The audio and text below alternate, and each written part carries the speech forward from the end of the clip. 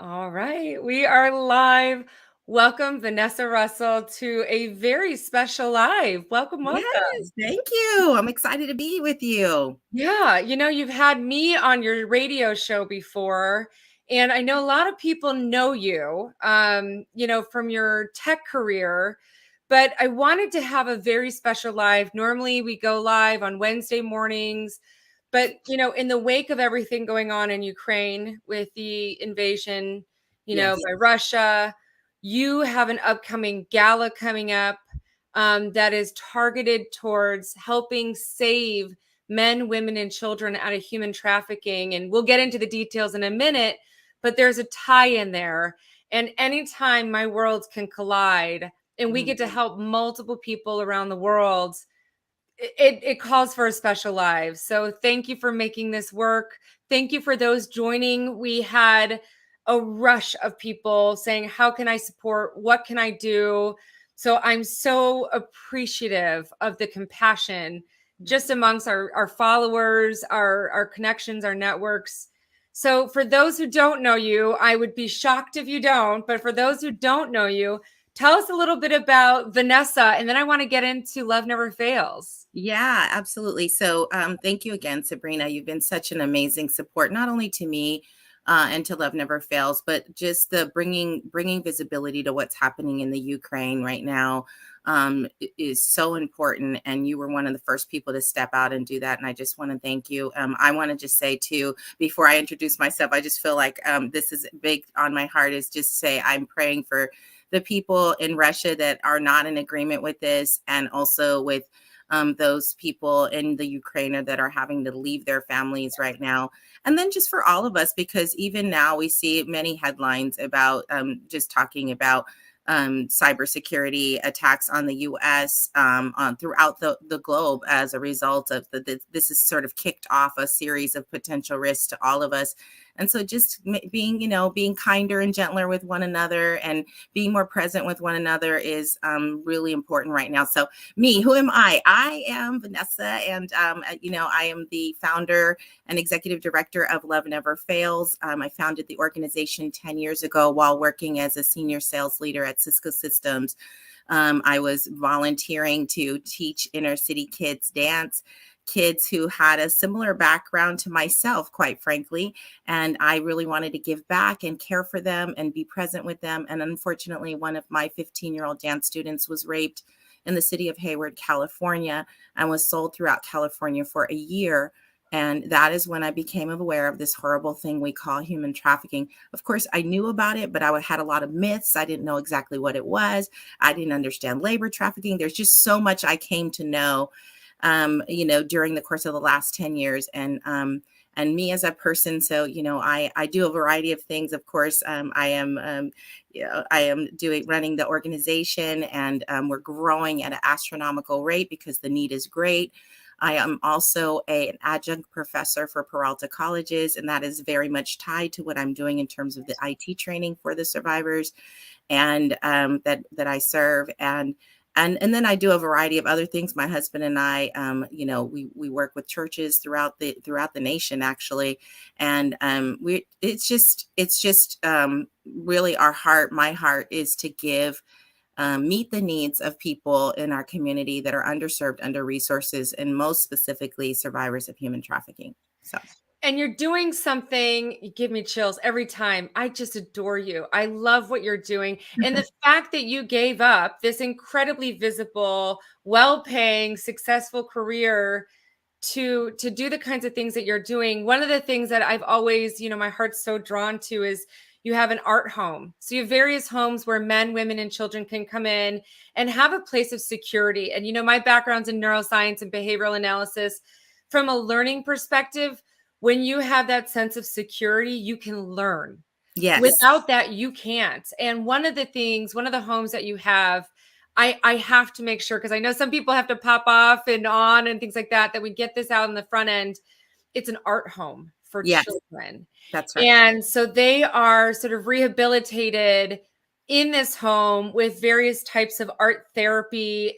Tell us a little bit about that, the kinds of things that Love Never Fails is doing. Yeah, and it maps back into what you kind of talked about for this time together is that the children and the adults that we are housing and that we are serving have been through tremendous trauma. Yeah. For those of you who are listening who are in the clinical world, you talk about adverse childhood experiences, ACEs. They're all TEDs. It's like they've had parents that have been incarcerated. They have themselves experienced firsthand violence. Their parents have experienced violence. They've lived in poverty. They've been molested. They've been homeless. There's just so many layers upon layers of trauma that they've experienced, and yet they still get up every day. They get up every day, and most of the folks that I'm working with a smile, bringing the best part of themselves into the day and saying, how can I serve others even? I mean, can you imagine that? How can I serve others? And so we just felt compelled to open up a house for girls ages 13 to 17 that are pre-foster care. And I say pre-foster care because there are foster homes available, and that unfortunately a lot of most people that have been trafficked end up in foster care or are trafficked out of foster care.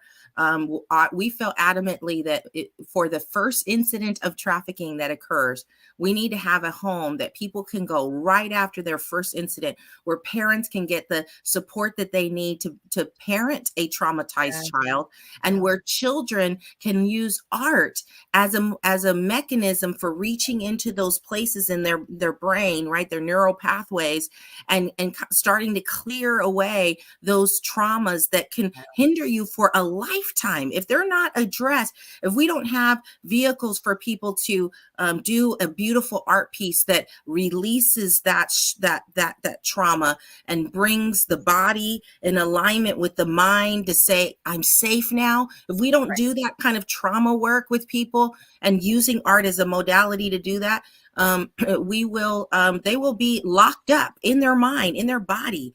They will be locked up and unable to proceed with the life that they could have, a life of empowerment and of joy and of purpose. And so we're all about that in our youth art house. And thank you so much for bringing that up.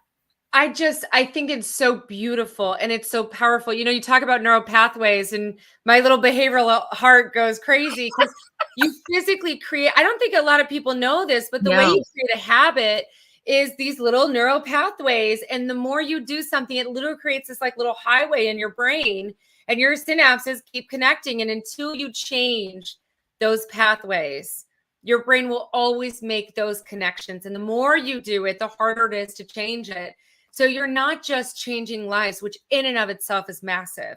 You're literally changing legacies. Yes. Because you're changing the way the brain functions across generations. Yes. And now go ahead. No, I want to hear. No, so good. I mean, that's my heart's desire. It's a long-term game. Some of the things that we're doing, people might say, why are you spending so much time with that person? You're not going to see all of the outcomes that you're looking for. Maybe they're not going to be able to cure world hunger. You know what? Well, first of all, I believe in the intrinsic value of people. And so I'm going to do that every time, even if there's not the return on investment that people think I should get. But secondly, if I deposit just a little change in somebody's life, like you said, I can now affect hopefully their child and their child's child. And we can make sure that their children come into this life knowing that they can do things differently and that there are other alternatives for them. And of course, not everything has to do with our own behavior. Some of it is societal in the way that we respond to people as well. Yeah. And I'm so glad. What a perfect segue. You said it just like I wrote it. No, I'm kidding. One of the things that I want to talk about, and that we promised the audience today, was we would talk about what is Ukraine, human trafficking survivors, and cybersecurity. What does that have to do with each other? Yeah. And you were highlighted in this brilliant article by Psychology Today, and I'll link it in the comments below. Tell us a little bit about what does this have to do with each other? They seem so disconnected. Yeah, so one of the things that happened as I started opening houses for survivors is I started to notice that they had these inherent gifts and talents that had were not tapped into, and that they themselves obviously did not know that they were so gifted, and other people had spoken so many negative words over them that they were losers, they weren't smart, they weren't ever going to amount to anything. And as I started to like break that away, or we, not I, but just having the conversation, I started to see, no, are you kidding me? Do you not see how brilliant you are? Do you not see that you do this and do that and you organize your life? And a lot of what I began to realize, that a lot of the things that you experience when you're in the life of human trafficking are portable skills that make you very dangerous, quite frankly, in the technology world, and in particular in cybersecurity. So imagine a life where you're standing on a street corner and someone pulls out in a car, and they're looking at you and telling you to come in so they can purchase you. And you have to make a 2-second assessment as to whether this person is going to kill me. Is this person going to beat me, rob me? What is this person's intentions? You have to have a pretty good sense of assessing people in order to make that determination. You have to also navigate. Once you get into their car, you have to think about, what's my escape route going to be? If they begin to behave strangely, how am I going to get out of here? Am I going to run to the right or to the left? All of these things that you have to do. Then you come back and maybe you're being exploited. You're being handled by somebody an exploiter that is violent, an exploiter that is, you don't know what their next move is. And these sound horrible, guys. These scenarios sound terrible. But I want to just talk about the resilient nature of these individuals, because they're living through, these things that we see with the mass exodus that's happening in the Ukraine. Many of them have experienced that. They've experienced immediate homelessness. Families that have, maybe parents have died, or houses have burned down, or different traumas have occurred, and boom, now somebody, there's an image that just punches you in the gut, where you see foster children. They have all of their belongings, and often many of them have been trafficked. All of their belongings are in a garbage bag. In a matter of minutes, they have to pack up all of their clothing in a garbage bag and go, oh, I'm going to the next foster home. Yeah. They didn't want me here, or I'm being transferred. They have nowhere to lay their heads.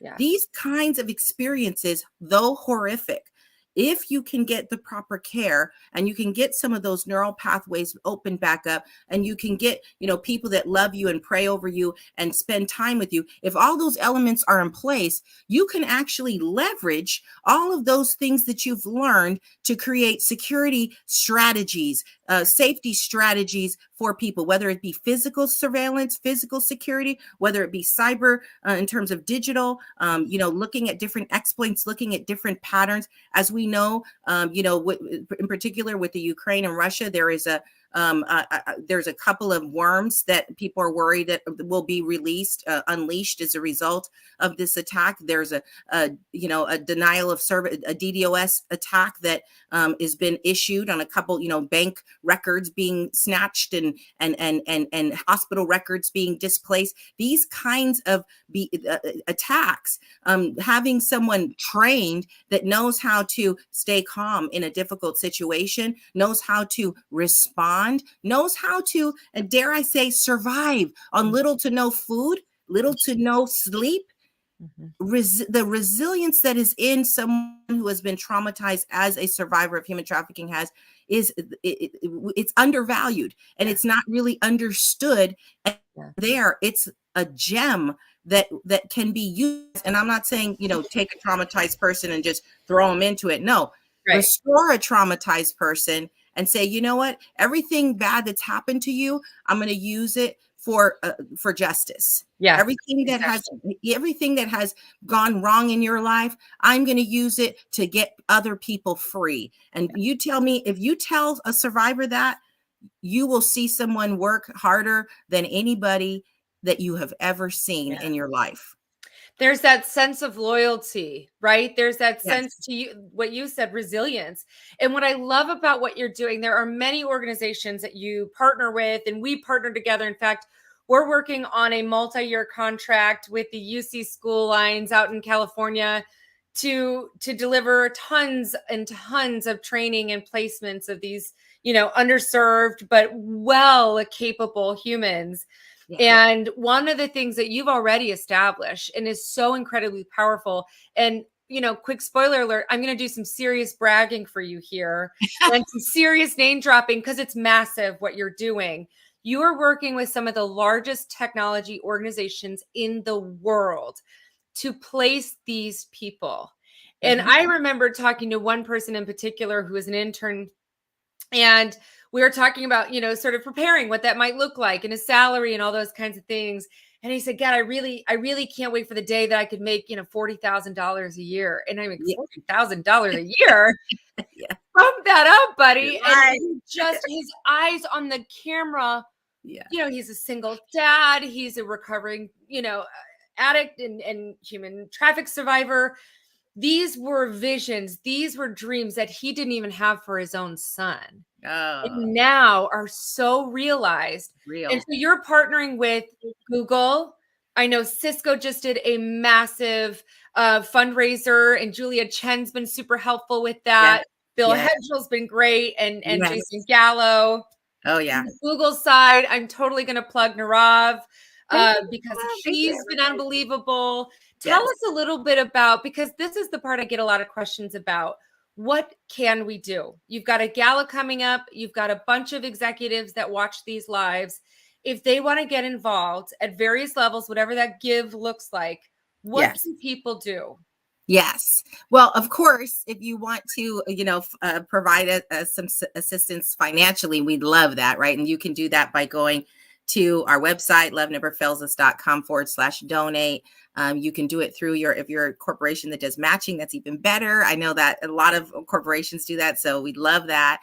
Of course, joining the gala, which is loveneverfailsus.com/events. You can kind of look that up there. It's going to be this Sunday from 5 to 6:30 p.m. and it's virtual. So wherever you are, it will be, I promise you. So those are some ways, financial support. The other ways that you can support us are, we really need to place our IT Academy students. And so if you have, if you want to work on a strategy, I really would like to. One of the things that I get is people saying, well, I might be able to get them in here, maybe onesie, twosie. I'm looking for a table with somebody who wants to have a strategic conversation about a large paid apprenticeship program, about a strategy that will get underserved, under-resourced community members placed in entry-level jobs in IT. Customer service is one of our pathways. Sales is one of our pathways. Mhm. People are becoming certified as Agile Scrum Masters in the project management arena. Plug out to Shannon. Yes. Yes. Hey, Shannon.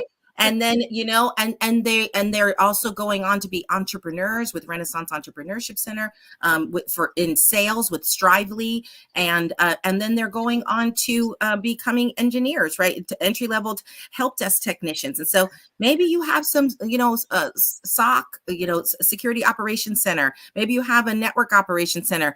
Maybe you're a network management company and you want people to come in and help with that, or field technicians, some of the service providers. You guys are taking out, cable modems and combined routers, switches, and devices out to customer premises. They would be great for positions like that. And so we just, I want to be their champion and invite you to have a strategic conversation with me about those kind of opportunities. And then lastly, we're going to be doing a career readiness boot camp in a couple of weeks. And Okay. we would love for anyone who wants to help mentor, and it could be a one-day engagement, but someone who wants to mentor our IT students, love that as well. So there you go, a couple different options. So I asked a very close friend of mine, I said, we have this intern with Love Never Fails. Would you consider just having a conversation with them? And I later found out, I think they mentored 20 some odd, 30 some odd people. Yes. It becomes so fulfilling. You almost feel a little guilty. I find this as a foster parent. People are like, oh, that's so sweet. You do that. I'm like, well, it's actually more for me than it is for them. Right. It's so fulfilling. So I want to recap. And by the way, a lot of these links will be below. The gala link is already below. I cannot stress enough. Bring the box of tissues. I always cry. I always cry.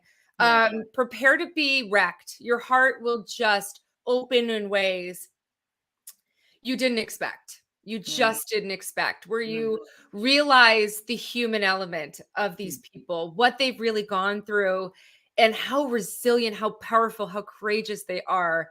And then, how talented. You do a beautiful job of showing how truly gifted these humans are. And so mm. I cannot encourage anymore without my eyes welling up.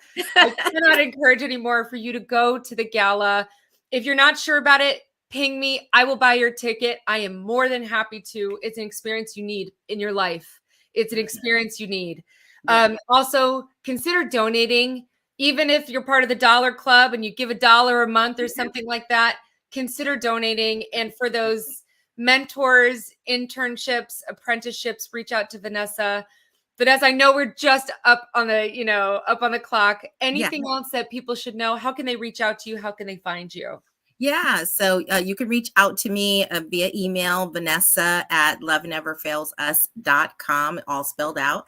And so you can do that. And then also you can just give me a holler. So I'll just, if you want me to put it in the chat, I can, but it's 628-400-9230. Call me. Call me. Um, and yeah, exactly. And not maybe, but call me. No, I'm just kidding. But I definitely just want to take this last moment to just give you, Sabrina, a shout out. I love everything that you're doing. I love everything you're doing.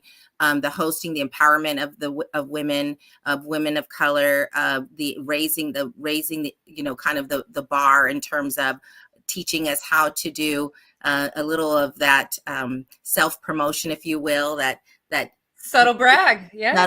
subtle brag. Yeah. So Yeah. I definitely appreciate everything that you've been investing in women and in community.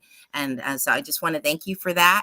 And that's pretty much it. I hope everyone enjoys their weekend. This has been really fun, Right. Sabrina. Thanks. Likewise. And stay on top of what Vanessa's doing. She's changing lives. So, Vanessa, thank you for the partnership. Thank you for the courage and for being the voice of those who are muted. I appreciate you. I appreciate you. For all of those watching live and the recording, thank you. I will see you Sunday at the gala. All right. Yay. Bye. Bye.